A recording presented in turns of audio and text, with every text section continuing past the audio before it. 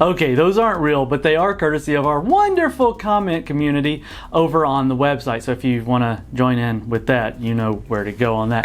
However, it is launch day for the aftermarket variants of the Radeon RX 6800 series, and we were hoping to be bringing you a review of one today, but it hasn't quite made its way here. We are getting one. It hasn't made it here thanks to the wonderful shipping situation of the ongoing global pandemic. However, we do want to talk about what, well, to me, seems to be one of the more interesting of the aftermarket cards, and well, let's jump right into it. So it looks like ASRock is working to launch a new line of reference Radeon RX 6800 series cards, including the 6800 XT, known as the Sub-Zero.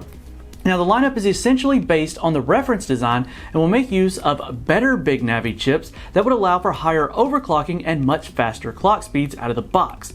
Now, from what we've learned through our sources, the ASRock Radeon RX 6800 Sub-Zero series will be in both the 6800 XT and the vanilla 6800 variant.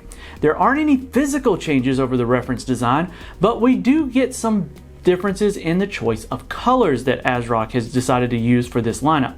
Now, gone is the black and silver color scheme of the card, and we'll instead get a full glossy silver design, which in my opinion looks really nice.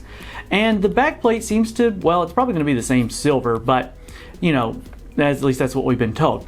Now, just to reiterate, the 6800 XT Sub-Zero graphics card will rock a reference design cooler, which comprises of the 2.5 slot form factor and triple fan cooling. So this is it right here, you know, and it keeps the display outputs to include the 2 display port, 1 HDMI, and a single USB Type-C port.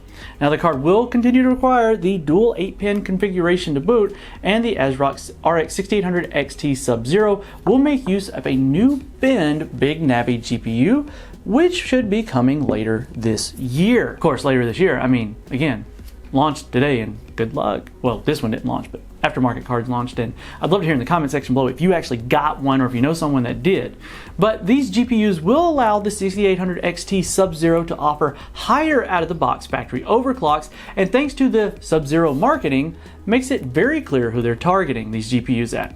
The Sub-Zero lineup is primarily intended for LN2 overclockers who want the best Big Navi GPU dies to break world records with. Now, we've seen several reference model clocks of upwards of 2.8 gigahertz with LN2 cooling, so there's a good chance that the Sub-Zero line is going to breach the 3 gigahertz mark, and the first of any high-end GPU made to date. Now, as for pricing, we're told that the card will come in at a slight premium, hitting retail for $669, which is only a $20 premium over the reference MSRP of $649 for the 6800 XT. Now, there's no word on availability, but you can expect this card to launch by the end of this year. Now, I do want to take into consideration, now that all the other information is up and you're able to see those reviews, you're going to see quite a premium on all those other aftermarket cards, and you're not going to see a whole lot of performance increase. Now, overclocking should change. Rage mode should work better on those cards based on the way that it works. But quite frankly, most people, when they saw the reviews and the performance and the thermals and acoustics and everything of the reference card, they said, why would you want an aftermarket one? The reference one is good, and it is. Again, I'm going to give AMD credit. This is a great, oops, I hit it, sorry.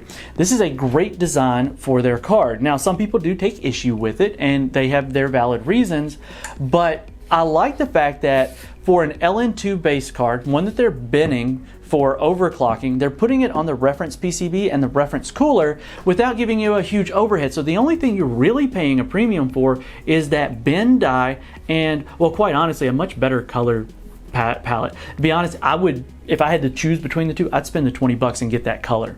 Because, I mean, stock is going to be terrible until those come in, and maybe even then, stock will still be bad. But I think ASRock are going a really good direction with the Sub-Zero line. I like the way they're doing it because the PCB design of the reference cards is really strong. There's nothing to really complain about with the reference design as far as power delivery and quality of the components. So why reinvent the wheel? Just put a better die on it. That's what ASRock's doing. And for more on this and other news, follow the link in the description and make sure you're subscribed and hit the notification bell so that we don't miss you in the next one.